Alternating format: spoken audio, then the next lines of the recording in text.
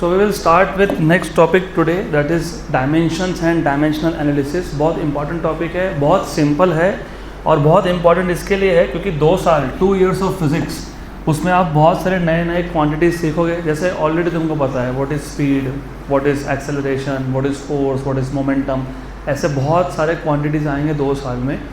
और वो क्वांटिटीज़ को हम लोग पहले चैप्टर में ही इंट्रोड्यूस करते जाएंगे through dimensions and dimensional analysis. तो डायमेंशंस मतलब क्या, वो समझने के लिए let us start with few examples and I will take very simple examples. सबसे पहले मेरे को ये बताओ, हमने फिजिकल क्वांटिटी को 2 टाइप में क्लासीफाई किया था। कौन से 2 type? Fundamental and derived. Fundamental and derived. Fundamental are physical quantities which do not depend on any other quantity for their measurement, but derived quantities are those quantities which depend on other quantities for their measurement। तो अगर आप notice करोगे, चलो example से start करते हैं। For example if I ask you what is speed, what is speed? Distance upon time. Very good. What is acceleration? Velocity मतलब speed, speed upon time. Very good. ये स्पीड और velocity में exact difference क्या है वो chapter number 2 में सीखेंगे। अभी फिलहाल it is speed upon time. तो स्पीड खुद क्या है? Distance upon time. तो ये ऐसा हुआ क्या, डिस्टेंस अपॉन टाइम मतलब डिस्टेंस अपॉन टाइम का square. Very good. Then what is force? Mass into acceleration. Excellent, good. Mass into acceleration. Mass into acceleration. What is acceleration? Distance upon time square. तो mass into distance upon time square. Sufficient enough? चलो एक example और ले लेता हूँ, वैसे तो sufficient है। For example what is momentum? Mass into speed. Mass into velocity मतलब मास इंटू स्पीड। तो मास इंटू स्पीड, लेकिन स्पीड खुद क्या था? Distance upon time. तो mass into distance upon time. तो अगर आपने नोटिस किया, जो आपने नोटिस किया, ये सारे के सारे डिराइव्ड क्वांटिटीज़ है। Speed is derived, acceleration is derived, momentum is derived, force is also derived. और ये जो डिराइव्ड क्वांटिटीज़ है, ये सारे के सारे डिराइव्ड क्वांटिटीज़ डिपेंड करते हैं फंडामेंटल क्वांटिटीज़ पे। लेकिन remember, speed is distance upon time, ये एक कॉम्बिनेशन है। Acceleration is distance upon time square, ये दूसरा कॉम्बिनेशन है। Force is mass into distance by time square, ये और एक कॉम्बिनेशन है। तो what do we understand from this? हमको यहाँ से क्या समझ में आया कि a derived physical quantity, a derived physical quantity, चाहे वो ये हो या ये हो या फिर ये हो या फिर ये हो, right, can be expressed in terms of some combination of fundamental quantities. तो कोई भी डिराइव्ड क्वांटिटी हो उसको हम फंडामेंटल क्वांटिटीज़ के कॉम्बिनेशन में लिख सकते हैं, लेकिन सब कॉम्बिनेशन सेम नहीं है। ये एक कॉम्बिनेशन है, ये दूसरा है, ये तीसरा है और ये चौथा है। तो रिमेंबर, कोई भी फिजिकल क्वांटिटी डिराइव्ड क्वांटिटी हो, it can be expressed in terms of some combination of 7 fundamental quantities. कोई भी डिराइव्ड क्वांटिटी की बात कर लो, तुम एनर्जी की बात कर लो। What is kinetic energy? Half mv square mass into speed square. Speed क्या था? Distance upon time. तो काइनेटिक एनर्जी क्या बन गया? Mass into distance square upon time square. तो a derived physical quantity, any derived physical quantity,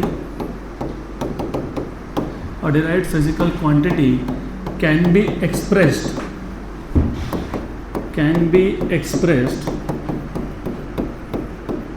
as some combination of 7 fundamental quantities। 7 fundamental quantities।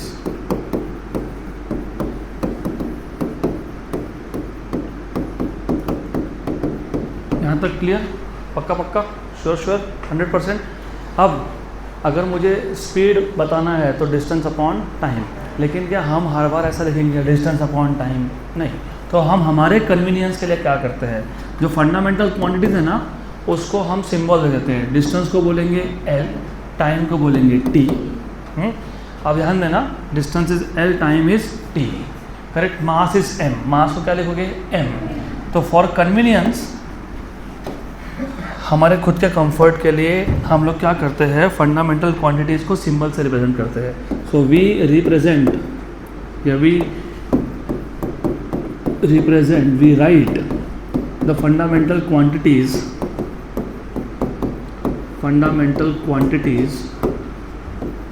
Bye symbols, by symbols. For our convenience we represent fundamental quantities by symbols. तो अभी इसके बाद अगर मुझे मास बताना होगा तो मैं क्या लिखूँगा m, मुझे लेंथ लिखना होगा तो मैं क्या लिखूँगा l, टाइम लिखना होगा तो क्या लिखेंगे t, वेरी गुड। टेम्परेचर लिखना होगा तो t यूज़ नहीं हो सकता ना, अब इसके लिए k, कई जगह पे थीटा भी लिखते हैं, वो थीटा कब लिखते हो, तब का तब, फिलहाल k, राइट। क्योंकि कुछ टॉपिक ऐसे आएंगे जिसमें के का मतलब कुछ और है। फिज़िक्स में कुछ टॉपिक ऐसे हैं जहाँ पे के मतलब कुछ और, तो वहाँ पे टेम्परेचर के लिए के यूज़ नहीं कर सकते, क्योंकि के किसी और चीज़ के लिए यूज़ करके रखा तुमने, तो वहाँ पे थीटा से डिनोट करेंगे। किससे डिनोट करेंगे, थीटा। फिर electric current, by the way आए, लेकिन याद रखना हम मोस्टली इसको ए से डिनोट करेंगे, कभी आए कभी ए, डिपेंड करता है टॉपिक टू टॉपिक। और यहाँ पे जब मैंने करंट लिखा तो इलेक्ट्रिक करंट की बात हो रही है। अब बोलोगे कोई और टाइप का भी करंट होता है, हीट करंट भी होता है, तो वो बाद में बताऊंगा वो हीट करंट क्या होता है। हम यहाँ पे इलेक्ट्रिक करंट की बात कर रहे हैं। तो लेंथ, मास, टाइम, टेम्परेचर, करंट, उसके बाद क्या था, amount of substance. Amount of substance को हम लिखेंगे MOL, ओके। एनीवेज, उसके बाद क्या था, लुमिनस इंटेंसिटी। अभी देखो प्रॉब्लम क्या आ गया, लुमिनस इंटेंसिटी उसको किससे नोट करोगे पता है, किससे, सी। डायमेंशंस लिखते वक्त उसको सी से नहीं लिखते, लिखा है क्या लिखा है, सी, कैपिटल सी, ठीक है, कैपिटल सी। तो कहीं कैपिटल सी, कहीं पे हम लोग आई से भी डिनोट करते हैं, डिपेंड करता है टॉपिक टू टॉपिक।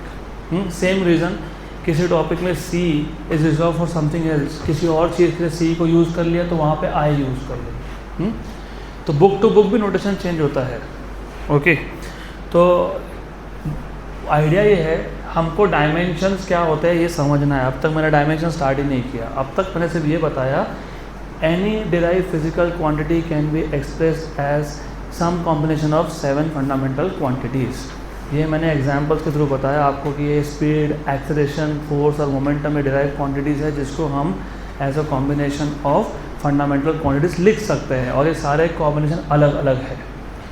और हर बार हम डिस्टेंस को डिस्टेंस पूरा लिखेंगे नहीं, हम क्या लिखेंगे, लेंथ के लिए L, टाइम के लिए T।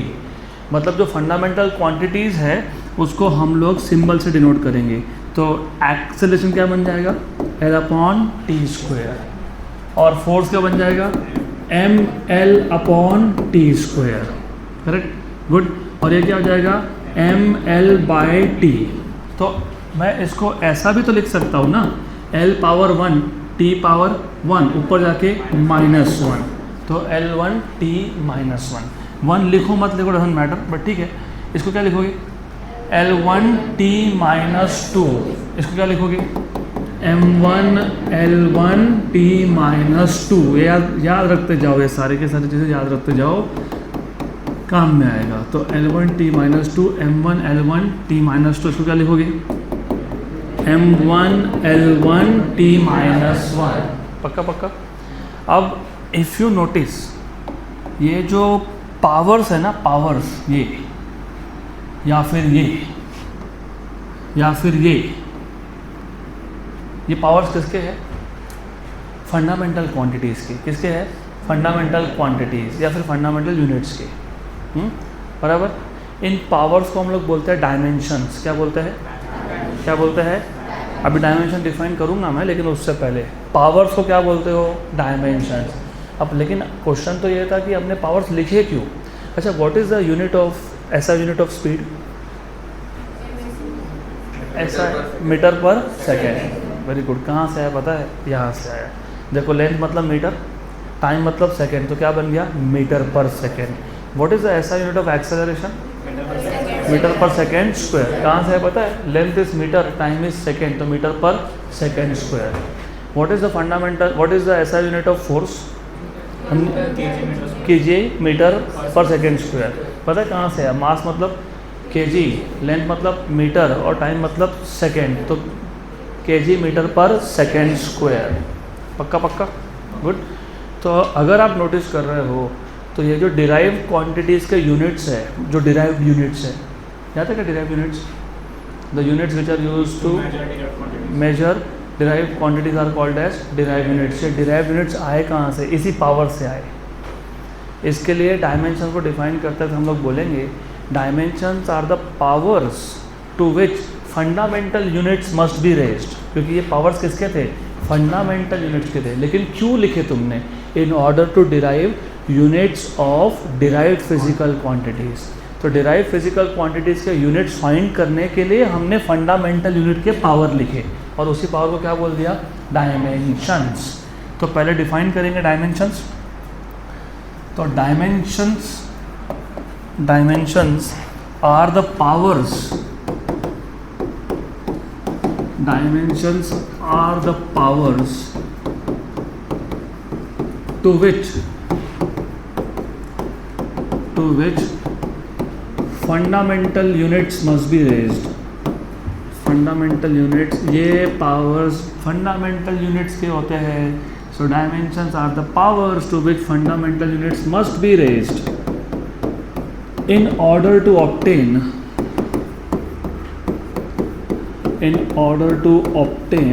units of derived quantity, units of derived quantities।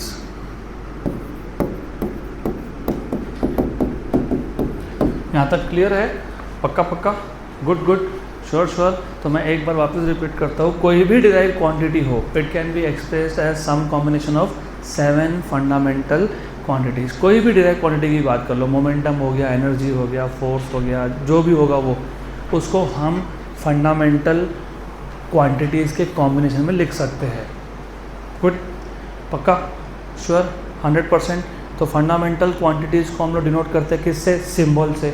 मास के लिए m, लेंथ के लिए l, टाइम के लिए t, टेम्परेचर के लिए k या फिर थीटा, टेम्परेचर के लिए k या फिर थीटा, करंट के लिए a या I, इधर a और I depending on topic to topic या फिर बुक टू बुक। उसके बाद अमाउंट ऑफ सब्सटेंस के लिए मोल, MOL, और लुमिनस इंटेंसिटी के लिए C या फिर I, डिपेंड करेगा। एनीवेज, गुड, पक्का पक्का। सो फिर डायमेंशन डिफाइन कैसे किए? Dimension are the powers to which fundamental units must be raised in order to obtain the units of derived quantities. पक्का। और जब भी आप डिराइव्ड क्वांटिटी के यूनिट्स निकालने के लिए फंडामेंटल यूनिट्स के पावर लिखते हो, उस एक्सप्रेशन को हम लोग स्क्वायर ब्रैकेट के अंदर लिखते हैं। जैसे फॉर एग्जांपल स्पीड के लिए क्या बना एक्सप्रेशन? L1t-1। मैं लिख देता हूँ यहाँ पे। तो स्पीड के लिए हमने फंडामेंटल यूनिट्स के अप्रोप्रिएट पावर लिखे, करेक्ट पावर लिखे। तो remember when we represent dimensions, powers of fundamental quantities, units, then we write this in terms of inside a square bracket। हम लोग डायमेंशंस लिखते वक्त, फंडामेंटल यूनिट्स के पावर लिखते वक्त किसके अंदर लिखते हैं उसको? Square bracket. और इस इक्वेशन को बोलते हैं डायमेंशनल इक्वेशन या फिर डायमेंशनल फार्मूला। क्या बोलते हैं?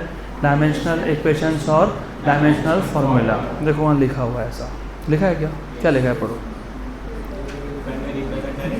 When we represent derived quantities with appropriate powers of symbols of fundamental quantities, then such an expression is written in square bracket and is known as dimensional formula या फिर dimensional equation. दोनों भी words correct है। तो what is the dimensional formula for speed? L1t-1। What will be the dimensional formula for acceleration? L1t-2. Very good. What will be the dimensional formula for force? M1 L1 t minus 2. Good. What will be dimensional formula for momentum? M1 L1 t minus 1. Good. तो अभी एक छोटा सा exercise करेंगे to understand, for me to understand कि तुमको कितना समझा. तो मैं ऐसा करूँगा, मैं एक फिजिकल क्वांटिटी लिखूँगा, फिर उसका फॉर्मूला, उसका डायमेंशनल फार्मूला और उसका SI यूनिट. तो we will start by writing physical quantity.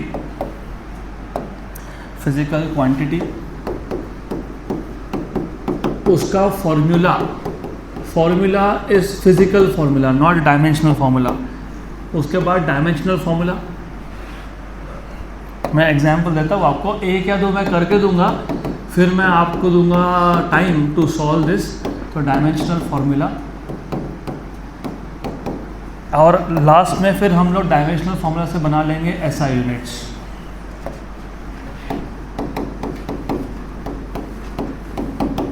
मैं बहुत बेसिक क्वांटिटी से स्टार्ट करूँगा. So let us start with very basic quantity. Let's say area. How do you find out area of any geometrical shape? चलो start करते हैं triangle से. What is area of triangle? Half into base into height. What is area of a rectangle? Length into breadth. What is area of a square? हाँ, तो मैं एक काम करता हूँ ना, एरिया को साइड स्क्वायर बोल देता हूँ. गुड, पक्का. Side square. What is side length? तो लेंथ पावर क्या आएगा? L2. M है क्या? नहीं. T है क्या? नहीं. तो M0 L2 T0. ऐसा यूनिट क्या होता है पता है? मीटर स्क्वायर, क्योंकि लेंथ किस में होता है? मीटर. तो मीटर स्क्वायर. गुड. चलो और एक दो बताता हूँ मैं. Volume of any geometrical structure, जो भी हो. फॉर एग्जाम्पल चलो मुझे बताओ, what is volume of a cube? L3. Side length का cube. What is volume of a sphere?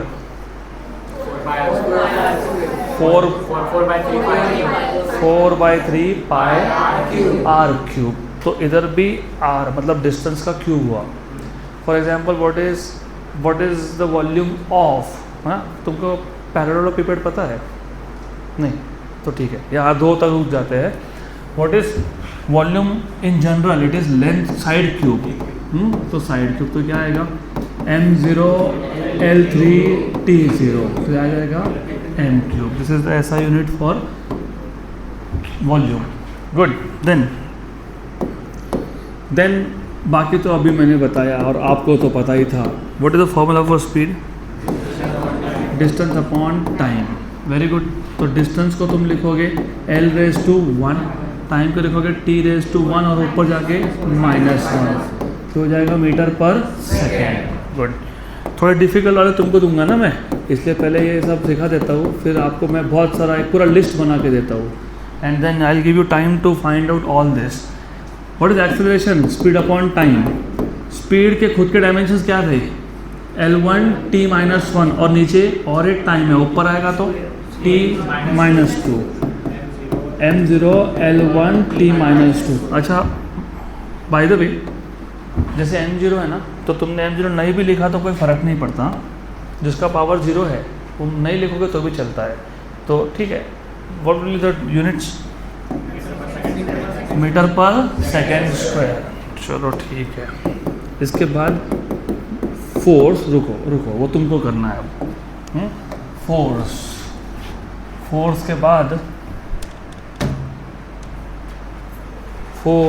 के बाद डेंसिटी.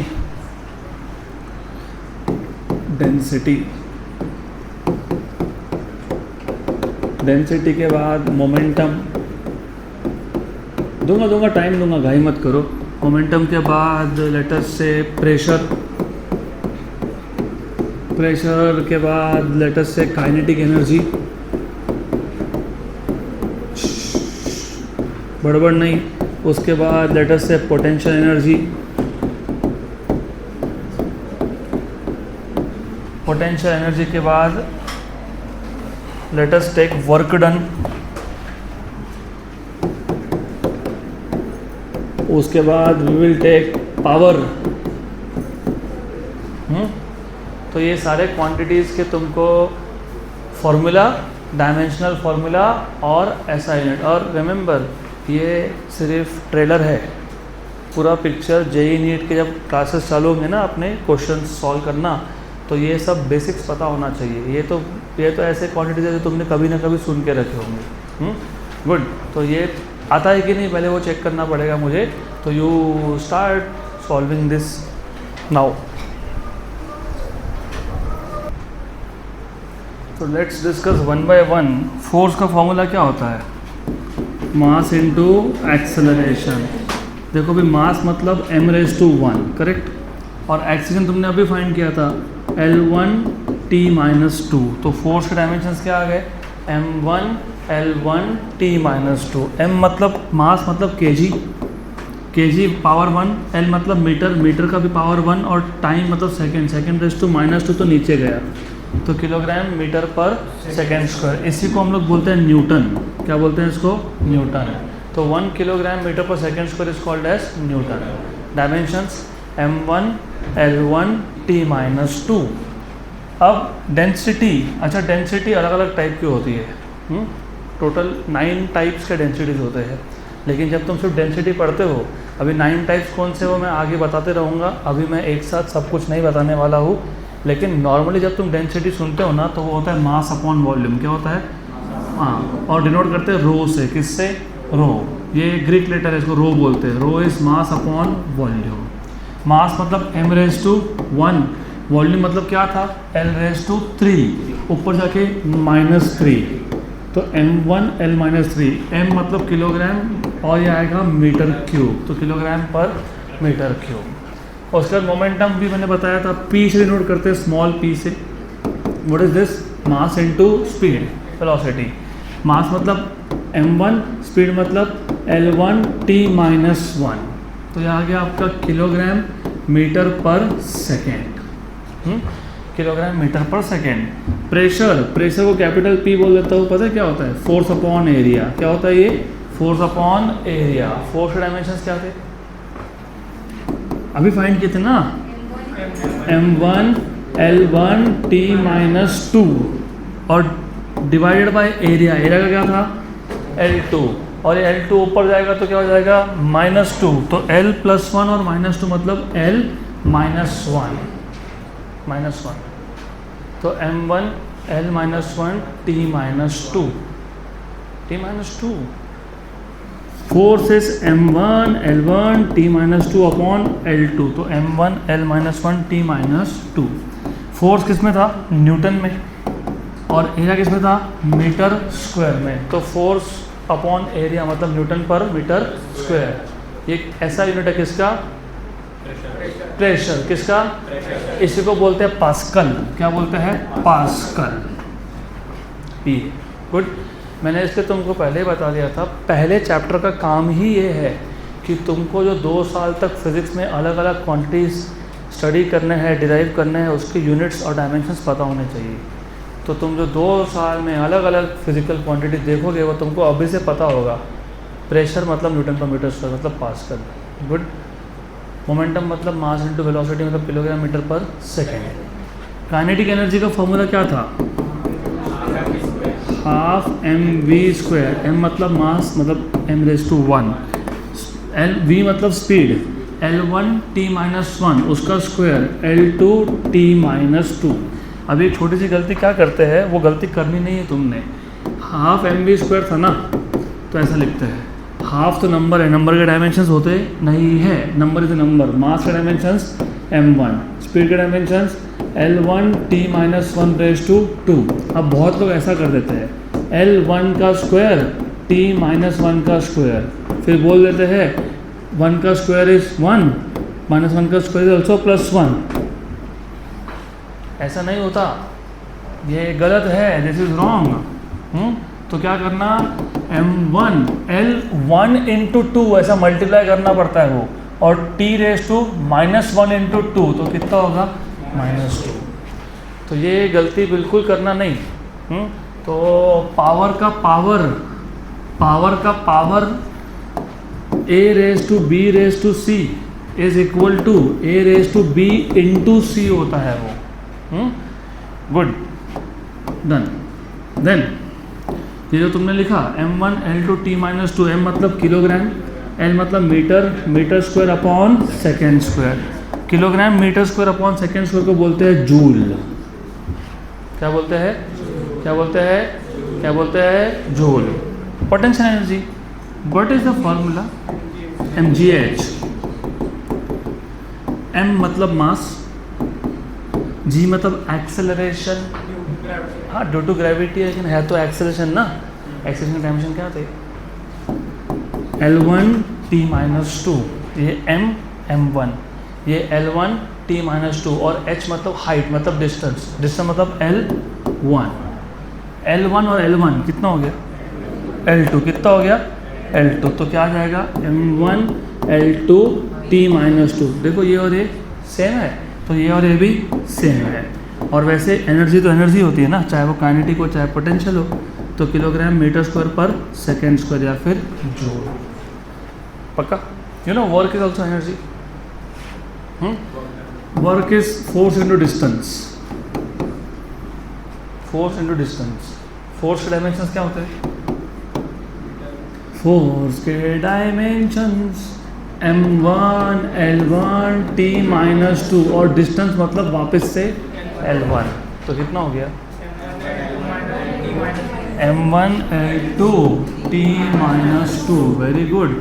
इसको भी तुम लिखोगे जूल में, किलोग्राम मीटर स्क्वायर पर सेकेंड स्क्वायर, या फिर और एक है, फोर्स है न्यूटन, डिस्टेंस है मीटर, तो न्यूटन मीटर। तो ठीक है, न्यूटन मीटर लिखो या किलोग्राम मीटर स्क्वायर पर सेकेंड स्क्वायर लिखो या फिर जूल लिखो, तीनों ही चलता है, कोई इशू नहीं है। All three accepted. Good. Power, work upon time. तो power is work upon time. Work is energy. तो वर्क के डायमेंशंस क्या है? m1 L2 T-2 upon T1। बराबर? पक्का ना? और ये T1 ऊपर गया तो क्या हो गया? T-3। अब देखो ऐसा है, ये वर्क अपॉन टाइम है। वर्क को तुमने क्या बोला? जूल। टाइम क्या है? सेकेंड। तो क्या बन गया? जूल पर सेकेंड। ये जूल पर सेकेंड का एक नाम है वैट। क्या बोलते हैं इसको? वैट। पक्का? गुड। तो एक्सपेक्टेड है कि आपको ऐसे सारे फिजिकल क्वांटिटीज़ के डायमेंशंस और यूनिट्स फाइंड करते आएंगे। तो I just very quickly check dimensions of speed, मतलब वेलोसिटी। जल्दी बताओ। L1 T-1 acceleration, L1 T-2 force, m1 L1 T-2। देख के नहीं, direct. Kinetic energy, m1 L2 T-2 pressure,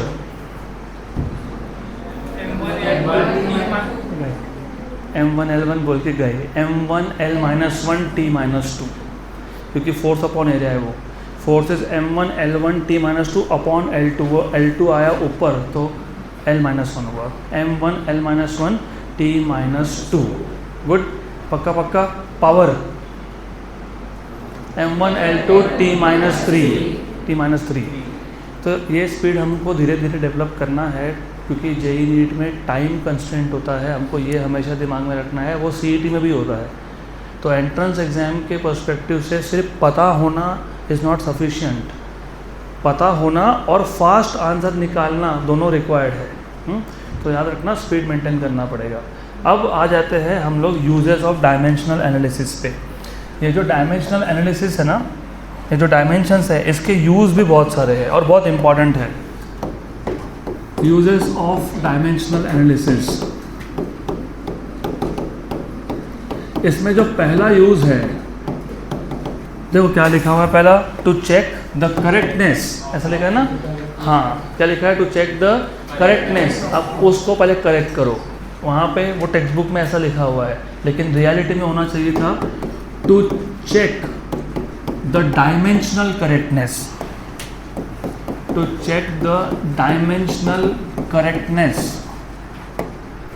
किसका dimensional correctness of a physical equation, correctness of a physical equation.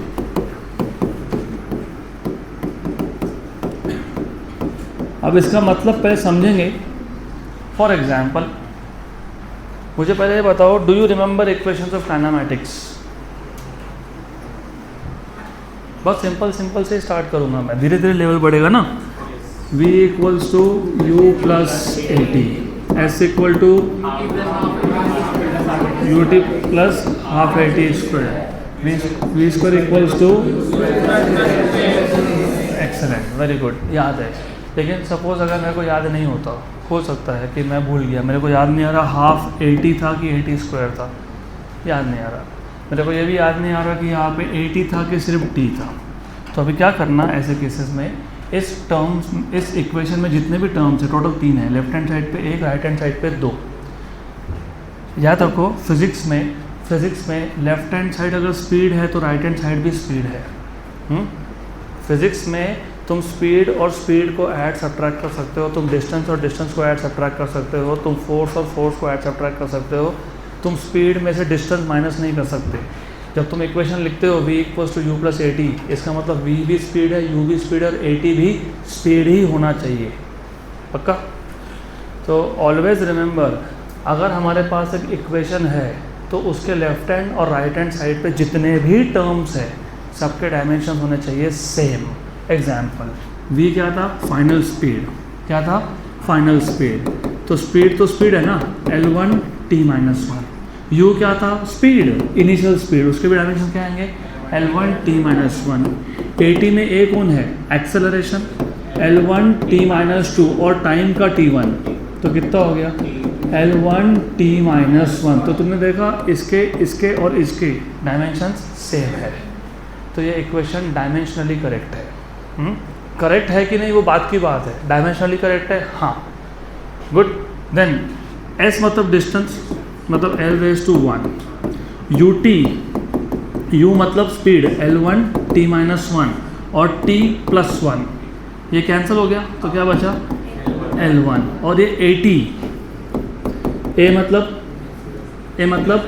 L1 t-2 और t मतलब t1, तो कितना आया? L1 t-1। तो ये इक्वेशन करेक्ट नहीं है। अगर हम भूल गए स्क्वायर करना तो यहाँ से समझ में आ गया कि ये जो एक टर्म है इसके डायमेंशन अलग आ रहे हैं, बाकी दो के अलग आ रहे हैं, तो चलेगा क्या? नहीं। तो अगर मैं ऐसा कर दूँ, तो मैं ऐसा करूँगा तो मैं यहाँ पे लिखूँगा 2, अभी t-2 + 2 क्या हो गया? कैंसल। तो फिर l⁻² क्या आ गया? 1। तो अभी करेक्ट है क्या? हाँ, बराबर करेक्ट, लेकिन डायमेंशनली करेक्ट है। अब बोलोगे डायमेंशनली करेक्ट का मतलब क्या होता है? चलो मैं हाफ लिखना भूल गया, आप बताओ। अभी इक्वेशन डायमेंशनली करेक्ट है, हाँ, क्योंकि सबके डायमेंशंस क्या है? सेम है, लेकिन इक्वेशन करेक्ट है क्या? ना। तो यहाँ पे 2 लिख दिया। Is this correct? नो। तो याद रखना, जब एक इक्वेशन में सारे टर्म्स के डायमेंशन सेम हो, क्या हो? सेम हो, तो वो इक्वेशन होता है dimensionally correct. It does not guarantee कि इक्वेशन करेक्ट है, it tells you that dimensionally correct है। तो if in a given equation all the terms on both sides of the equation have same dimensions, then the equation is said to be dimensionally correct. So if in a given equation all the terms, जितने भी terms होंगे 2, 3, 4, 5, 10, 15 जो भी होंगे, if in a given equation all the terms on both sides of the equation, on both sides of the equation have same dimensions,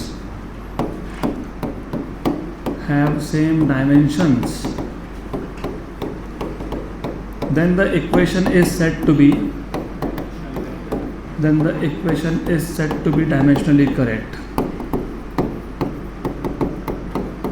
मैं वापस इसको red में लिख रहा हूँ, डेंजर है ये, डेंजर डायमेंशनली करेक्ट की बात चल रही है। ये डायमेंशनली करेक्ट होने का मतलब इक्वेशन करेक्ट होता है ऐसा नहीं है, हो सकता है, नहीं भी हो सकता है।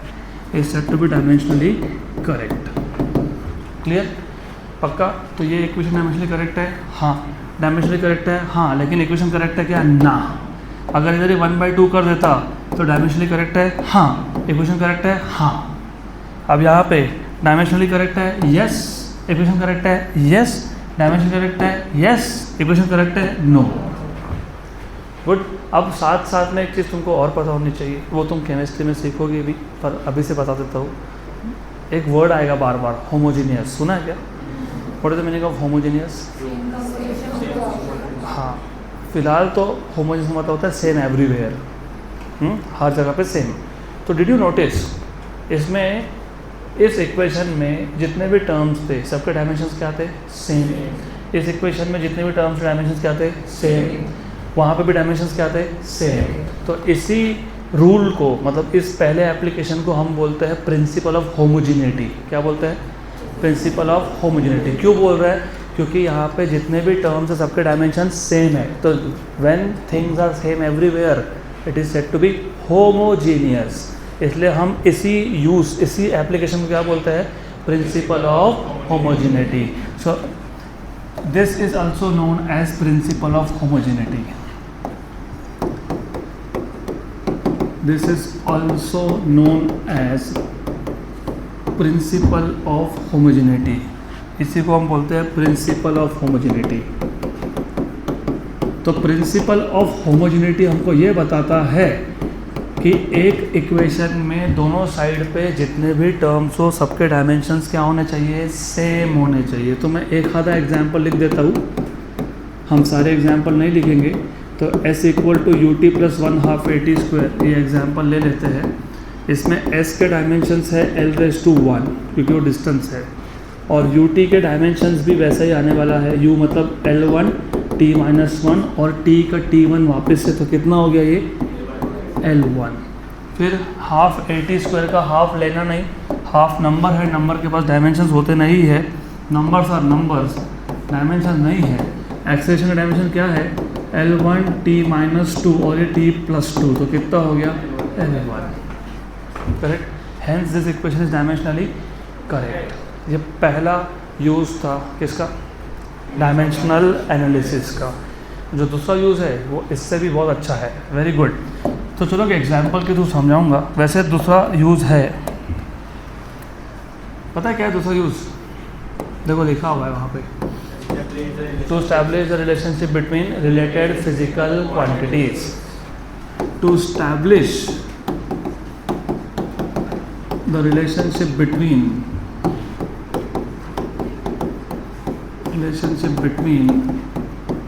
related physical quantities।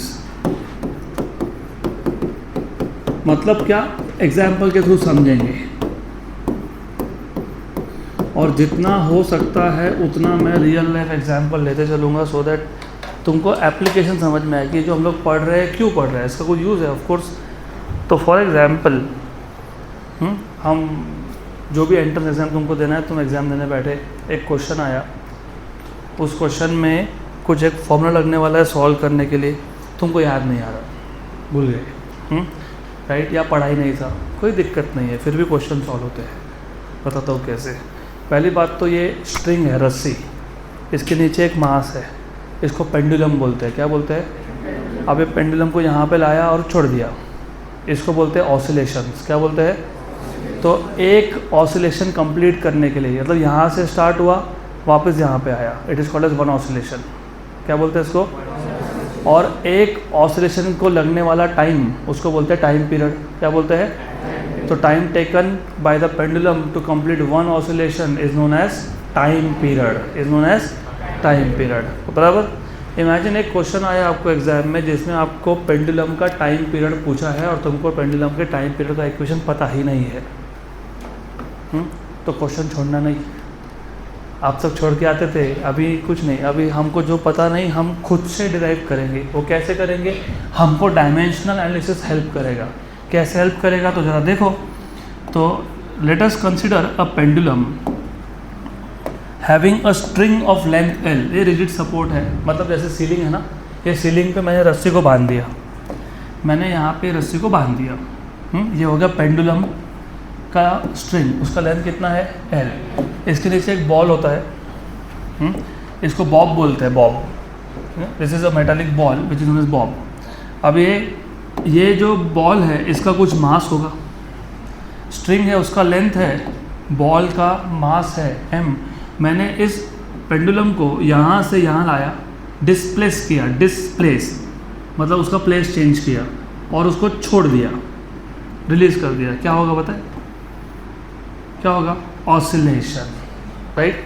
सिर्फ इतना नहीं, थोड़ा सा एक्स्ट्रा सोचना पड़ेगा। तुम सोचो ये झूला था, झूले पे तुम बैठे थे, तुम्हारे दोस्त ने तुमको पीछे पकड़ा ऐसा, करेक्ट, छोड़ दिया, तो तुम खुद पेंडुलम बन गया ना। वो देखा पुष्पा 2, क्या नाम था मूवी, पुष्पा ही था ना, हाँ देखा क्या, उसके स्टार्टिंग में बताया है वो ऐसा रस्सी पे झूलता रहता है। वो स्टार्टिंग जैसे मैं मूवी में बैठा देखने वैसे मैं देखता नहीं हूँ, वेरी बोरिंग फॉर मी, लेकिन कभी कभी फिजिक्स बहुत आता है उसमें, वैसा झूल रहा था, तो I said Pushpa the pendulum. तो अभी anyways just remember my question was कि तुमको तुम्हारे दोस्त ने पकड़ा, इधर छोड़ दिया, तुमने क्या स्टार्ट किया परफॉर्म करना, ऑसिलेशन। लेकिन डू यू ऑल्सो नोटिस कि जब तक तुमको दोस्त ने पकड़ के रखा था तब तक तुम्हारा स्पीड 0 था, मैंने इसको पकड़ के रखा तो स्पीड क्या है, जैसे छोड़ा तो स्पीड क्या हो रहा है, बढ़ रहा है, मतलब एक्सेलरेशन हो रहा है। क्या हो रहा है, कौन कर रहा है एक्सेलरेशन, ग्रेविटी, मतलब और एक पैरामीटर इन्वॉल्व है, एक्सेलरेशन ड्यू टू ग्रेविटी। तो इस पेंडुलम के पास इन 3 पैरामीटर को छोड़ के कुछ भी नहीं है, कुछ नहीं है इसके पास। एक लेंथ था, एक मास था, और उसका एक्सेलरेशन किसने किया, ग्रेविटी ने। मतलब टाइम पीरियड का जो भी इक्वेशन आएगा वो इन तीनों पे ही डिपेंड करेगा। Is that clear? हमको किसका इक्वेशन चाहिए था, टाइम पीरियड, मतलब time taken to complete 1 round, 1 oscillation. तो हम मान लेते हैं कि जो टाइम पीरियड है कैपिटल T, ये डिपेंड करता है मास पे। लेकिन मास पे कैसे डिपेंड करता है, m⁻1 है क्या, 2 है क्या, -1 है क्या, पता नहीं, तो कुछ तो बोल दो, x some power, good. L पे डिपेंड करता है, कैसे डिपेंड करता है पता है, नहीं, तो कुछ बोल दो, क्या बोल दिया, y। G पे डिपेंड करता है, कर सकता है, कैसे डिपेंड करता है, z। x y z a b c जो बोलना है वो बोल दो, वो डमी वेरिएबल होता है। डमी वेरिएबल मतलब तुमको जो लिखना है वो लिख दो, x y z a b c j k l जो लिखना है वो लिख देना, वहाँ पे l मत लिखना क्योंकि l लेंथ के लिए है। गुड। अब अगर हमको टाइम पीरियड का रिलेशन चाहिए तो हमको x y z की वैल्यू फाइंड करनी पड़ेगी। वो कैसे करेंगे, तो पहले तो ये बताओ, जब तुम प्रोपोर्शनैलिटी हटाते हो क्या लिखते हो, कांस्टेंट ऑफ प्रोपोर्शनैलिटी के, और ये जो तुम कांस्टेंट ऑफ प्रोपोर्शनैलिटी लिख रहे हो ना के, ये डायमेंशन लेस है, तो मैं लिख देता हूँ के is constant of proportionality which is dimension less, constant of proportionality which is dimensionless in this case of course। Her bar dimensionless constants आएंगे ऐसा नहीं है, इधर dimensionless है, बराबर। अब एक काम करो, अब दोनों साइड पे डायमेंशंस लिखो, मतलब टाइम पीरियड के डायमेंशंस लिखो इक्वल टू के डायमेंशंस तो नहीं है, तो लिखेंगे क्या, नहीं। m कौन था, m मास के डायमेंशंस क्या होते हैं, m⁻1, रेस टू क्या है, x, l कौन है, l length, l⁻1 raise to y, g कौन है, g acceleration due to gravity, acceleration के डायमेंशंस क्या होते हैं, l1 t-2 raise to z। But और ये टाइम है, टाइम के डायमेंशंस क्या होते हैं, t⁻1 मतलब m⁻0 और l⁻0, ये हो गया m⁻1 into x मतलब m⁻x, ये हो गया l⁻1 into y मतलब l⁻y, l⁻1 into z मतलब l⁻z और t⁻−2z। पक्का। जब बेस सेम हो तो पावर का क्या करते हैं, बेस सेम हो तो पावर को ऐड करते हैं, क्या करते हैं, ऐड, तो क्या लिखोगे, y + z t⁻²z। पक्का? अभी तुमने पहला एप्लीकेशन में क्या सीखा प्रिंसिपल ऑफ होमोजेनिटी में, कि लेफ्ट हैंड साइड और राइट हैंड साइड पे जितने भी टर्म्स हो सबके डायमेंशंस क्या होते हैं। इसका मतलब पता है क्या होता है? इसका मतलब जो लेफ्ट हैंड साइड पे m का पावर है वही राइट हैंड साइड पे होना चाहिए। मतलब x की वैल्यू क्या होनी चाहिए? 0। l का पावर इधर क्या है? y plus z। इधर क्या है? तो y प्लस z क्या होना चाहिए? 0। यहाँ से y इक्वल्स टू क्या मिल जाएगा? -z। सिमिलरली यहाँ पे t का पावर क्या है? 1। यहाँ पे क्या है? तो -2z क्या होना चाहिए? 1। तो z क्या होना चाहिए? -1/2। अगर z -1/2 है तो y कितना आ गया? माइनस ऑफ माइनस, मतलब कितना आ गया? 1/2। x की वैल्यू क्या मिल गई? 0। y की वैल्यू क्या है? 1/2। z कितना है? ये सारे वैल्यूज़ को हम इक्वेशन नंबर 1 में सब्स्टिट्यूट करेंगे। So therefore time period t equals to k, m raise to 0, l raise to 1/2 और g raise to -1/2। Anything raise to 0 is 1। तो k l रेज टू 1/2 और इसको नीचे लाते हैं क्योंकि माइनस आएगा तो नीचे होकर क्या हो जाएगा? Plus. What is raise to half का मतलब? Square root. Yes, raise to half मतलब स्क्वायर रूट। तो ये इक्वेशन तुम्हारा बन गया t equals to k √(l/g)। और ये जो k की वैल्यू है ना, एक्सपेरिमेंट से हमको मिल जाती है 2π। क्या मिल जाती है? 2π। बन गया फॉर्मूला। तो हमको कुछ भी नहीं पता था कि टाइम पीरियड का इक्वेशन क्या है, पता ही नहीं है, फिर भी हमने सिर्फ डायमेंशनल एनालिसिस का यूज़ किया और हमने फाइंड कर लिया। क्या फाइंड कर लिया? फॉर्मूला। किसका फॉर्मूला? टाइम पीरियड का। कैसे किया? थोड़ा सा पता होना चाहिए ना, ये तो पता होना चाहिए पेंडुलम क्या है। पेंडुलम में एक रस्सी होती है, लेंथ होता है, उसके नीचे मास होता है, और जब तुम उसको एक पोजीशन पे लाके छोड़ देते हो तो उसका एक्सेलरेशन होता है ड्यू टू ग्रेविटी। मतलब टाइम पीरियड डिपेंड करेगा तो बस इन तीनों पे ही करेगा। तो मैं नहीं बोल रहा हूँ करेगा ही, वो तो एक्स वाई जेड की वैल्यू बताएगी ना कि डिपेंड कर रहा है कि नहीं। तो हमने बोला कि चलो मास पे डिपेंड कर सकता है तो m raise to something, length पे डिपेंड कर सकता है तो l raise to y, g raise to z। फिर हमने लिखा कांस्टेंट ऑफ प्रोपोर्शनलिटी जो डायमेंशन लेस है, फिर हमने इसके और इसके डायमेंशन लिखे, राइट। फिर ये पावर आ गया x, ये आ गया y, ये आ गया z और -2z। बेस सेम था, एडिशन कर दिया। प्रिंसिपल ऑफ होमोजेनिटी के हिसाब से लेफ्ट हैंड साइड और राइट हैंड साइड की क्वांटिटीज सेम होने चाहिए। लेफ्ट हैंड साइड और राइट हैंड साइड इक्वल होने के लिए मास का पावर इधर और इधर सेम होना चाहिए। तो क्या आ गया? 0। x की वैल्यू क्या आ गई? 0। -2z की वैल्यू क्या आ गई? 1। तो z कितना आ गया? -12। और y प्लस z क्या आ गया? 0। तो y इक्वल्स टू क्या हुआ?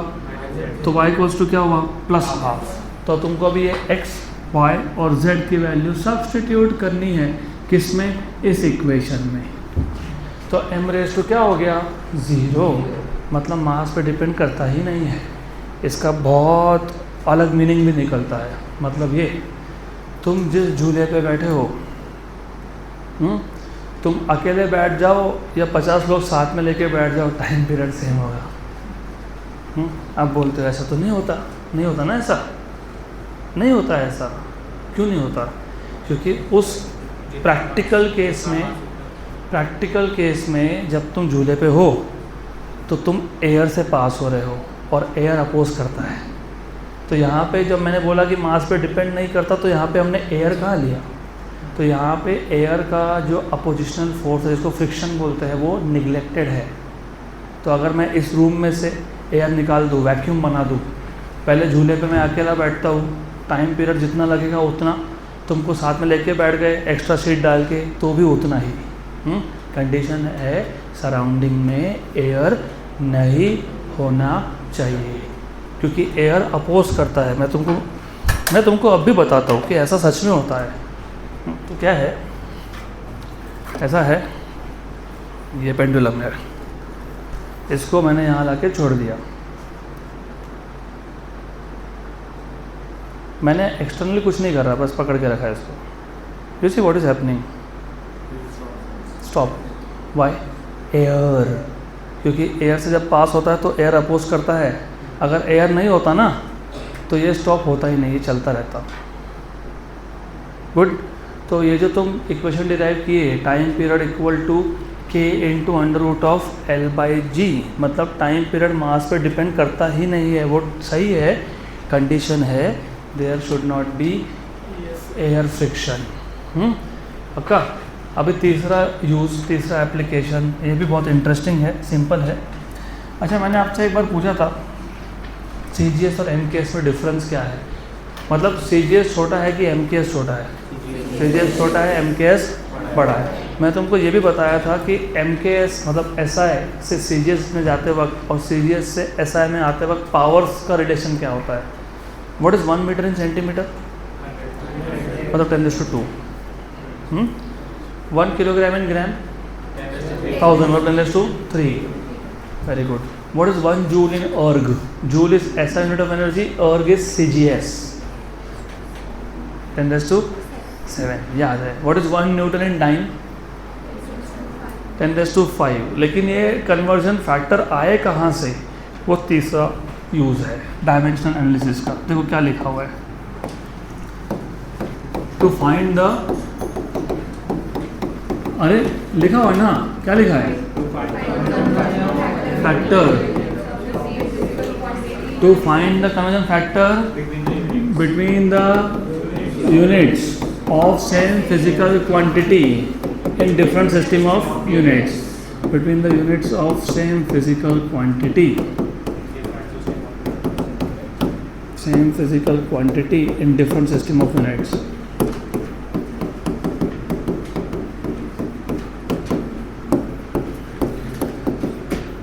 चलो ठीक है, अभी पहले तो समझ लो, आपने सबने सही आंसर दिया, 1 जूल इज 10⁻7 और आया कहाँ से? चलो ऐसा मान लो मुझे पता ही नहीं था कि 1 जूल मतलब कितना अर्ग, तो जो पता नहीं होता ना उसको मैथ्स या फिजिक्स में हम बोलते हैं एक्स, अननोन। तो 1 जूल इक्वल्स टू एक्स अर्ग। अभी मुझे एक्स की वैल्यू फाइंड करनी है। ये भी एनर्जी है, ये भी एनर्जी है, सिर्फ ये SI सिस्टम है, ये CGS। तो मैं एक काम करता हूँ, इसको SI लिख देता हूँ, इसको CGS लिख देता हूँ। अच्छा, ये एनर्जी, वो भी एनर्जी, तो मुझे बताओ एनर्जी के डायमेंशंस क्या थे? जल्दी बताओ, आंसर ऐसा आना चाहिए, m1 L2 T -2 हो गया। ये भी एनर्जी है कि नहीं? तो m1 L2 T -2, very good, बराबर। Yes, mm LL TT cancel हो गया। ऐसा कैंसिल नहीं होता। ये कौन सा सिस्टम था? वो कौन सा सिस्टम है? तो SI को मैं 1 सफिक्स से डिनोट करूंगा और इसको 2 से डिनोट करूंगा। नहीं तो कर दिया mass cancel, LL cancel, 1 equal to x, तो 1 जूल इक्वल टू 1 अर्ग। तो ऐसा कैंसिल नहीं करना। तो मैं इसके बाद एक असाइनमेंट दूंगा आज आपको, 1 newton equal to how many dyne, ये आपके लिए होमवर्क रहेगा।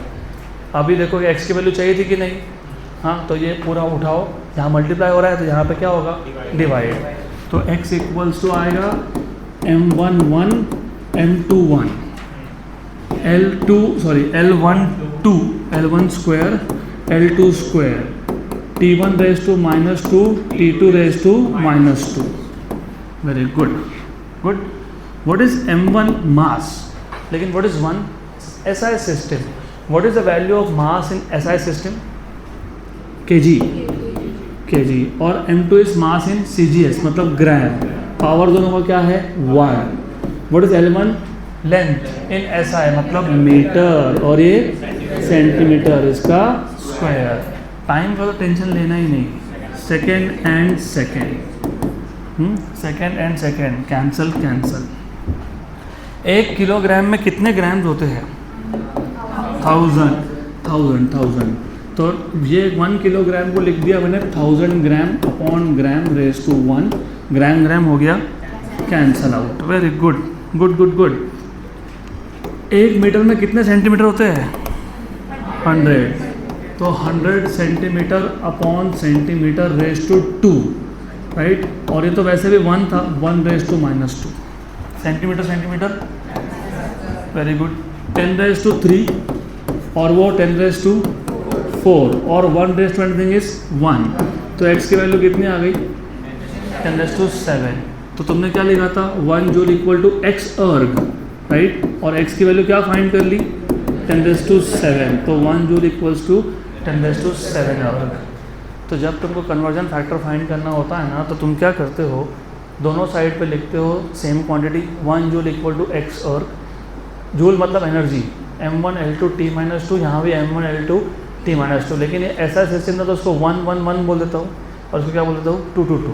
तुमको a बोलना है, a b b b, तुम्हारी मर्जी, सिर्फ सेपरेट करने के लिए, समझने के लिए कि ये और ये सेम नहीं है।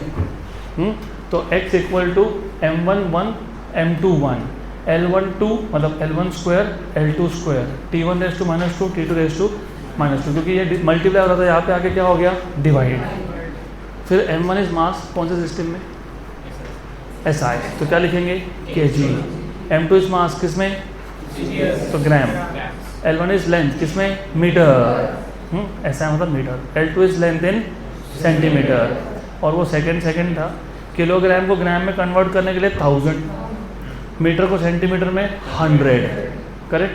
तो ग्राम ग्राम, सेंटीमीटर सेंटीमीटर कैंसिल हो गया, 10⁻³ और 10⁻⁴, तो 10⁻�7 आ गया, तो मिल गया 1 जूल इक्वल्स टू 10⁻⁷। और आपको असाइनमेंट क्या है? आपको असाइनमेंट ये है, होमवर्क है, homework 1 newton equals to x time, find the value of x।